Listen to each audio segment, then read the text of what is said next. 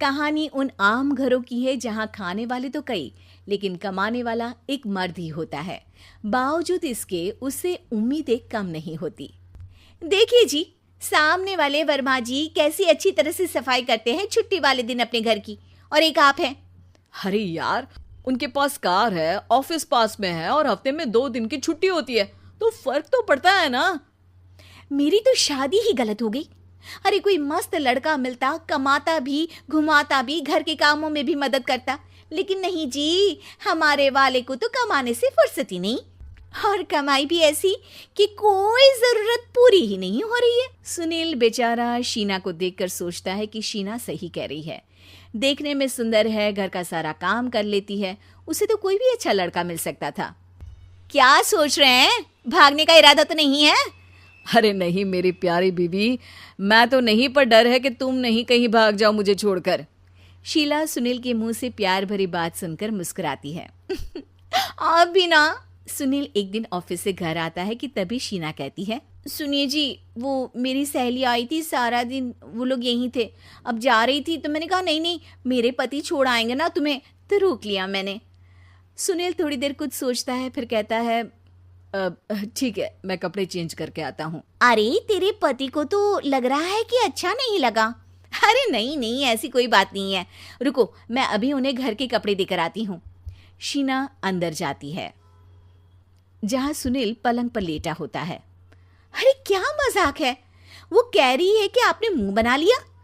सही तो कह रही है, सुबह से अब ऑफिस से लौटा हूँ, एक कप चाय का तो पूछा नहीं, 20 किलोमीटर जाओ और आओ, और फिर कल उसी टाइम पर ऑफिस। अरे यार, मुझे गाड़ी चलानी आती ना तो बोलती भी नहीं आपको, और कौन सा रिक्शा खींच कर जाना है आपको। सुनील अब क्या बोलता। रात देर से आता है और सो जाता है। अगले दिन शरीर दर्द हो रहा है। अरे तो मत जाओ ना ऑफिस, चलते हैं ना मार्केट घूमने, फिर पिक्चर देखेंगे और रात में खाना खाकर घर वापस। सुनील जब सारे दिन की थकान वाला शेड्यूल सुनता है तो वो सीधे सीधे ऑफिस के लिए तैयार हो जाता है। अब आए दिन शीना की डिमांड बढ़ती ही चली जाती है और सुनील उसको पूरा भी करता। लेकिन एक दिन, ए जी मेरा भाई आ रहा है, उसे 2 लाख रुपए की जरूरत है। हाँ तो मैं क्या करूँ शीना, मेरे पास इतने रुपए नहीं है। हाँ हाँ पता है नहीं है, लेकिन किसी से लेकर तो दे सकते हो ना। अरे मैं किससे मांगू, मेरे तो जानने में भी कोई नहीं है जिसके पास इतनी बड़ी रकम हो। तभी वहां शीना का भाई शीनू आ जाता है। जीजा जी कैसे हैं आप? अब मैं ठीक हूँ शीनू, अचानक इतनी बड़ी रकम की जरूरत कैसे पड़ गई? अरे जीजा जी, वो बिजनेस शुरू किया ना, तो उसके लिए पैसे की जरूरत है। काफी हो चुका है, थोड़ा पैसा बचता है तो मैंने सोचा आपसे ले लूं। अब देखो, मेरे ऑफिस में कुछ लोग हैं जिनकी सेविंग अच्छी है, मैं उन लोगों से बात करके देखता हूँ। सुनील ऑफिस से किसी से पैसे लेकर शीना को दे देता है। शीना वो पैसा भाई को दे देती है। 2 महीने बाद, अरे यार शीना, वो ऑफिस वाला आदमी अपने पैसे मांग रहा है, कैसे दूं? अपने भाई से बोलो ना पैसे दे दे।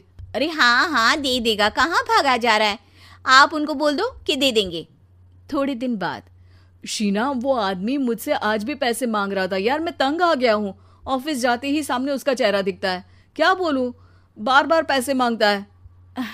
अच्छा मैं शीनू को फ़ोन लगाती हूँ, बात करके देखती हूँ। शीना भाई को फ़ोन करती है लेकिन वो फ़ोन उठाता ही नहीं। लगता है भाई कहीं ऐसी जगह है जहाँ नेटवर्क की समस्या होगी। सुनील अगले दिन दोपहर को ही घर आ जाता है। उसका चेहरा उतरा और परेशान सा होता है। वो रोने लगता है। अरे क्या हुआ जी? आप इतना परेशान क्यों हैं? सब ठीक तो है ना? अरे नहीं शीना, कुछ ठीक नहीं है, मैं ठीक नहीं हूँ। तुम्हारे भाई के लिए मैंने जो पैसे लिए थे, उस आदमी ने आज भरे ऑफिस में सबके सामने मेरी बेइज्जती कर दी। सबके सामने आज मैं कर्जदार बनकर खड़ा था। मैंने हर वो प्रयास किया घर चलाने के लिए जो मैं कर सकता था, लेकिन अब नहीं होगा। वो फिर रोने लगता है। अरे आप तो औरतों की तरह रो रहे हैं, मर्द हैं आप। क्यों, आदमी के सीने में दिल नहीं होता, या फिर वो इंसान नहीं मशीन होता है? अरे मैं थक चुका हूँ शीना, तुम समझती क्यों नहीं? मैं भी शारीरिक और मानसिक रूप से थकता हूँ, मैं भी आराम करना चाहता हूँ, सुकून चाहता हूँ। मैं अब कुछ नहीं कर सकता। कुछ नहीं। वो बैठ जाता है। शीना पति को हैरान परेशान देखकर चुप हो जाती है। अगले दिन, सुनिए, ये लीजिए 2 लाख रुपये, उस आदमी को दे दीजिए और बोल दीजिए कि आज के बाद किसी को पैसे के लिए बेइज्जत ना करे। सुनील पैसे देखकर राहत की सांस लेता है। अरे शीना, तुमने तो मेरा बहुत बड़ा काम कर दिया। अब मैं शान से ऑफिस जा सकता हूँ।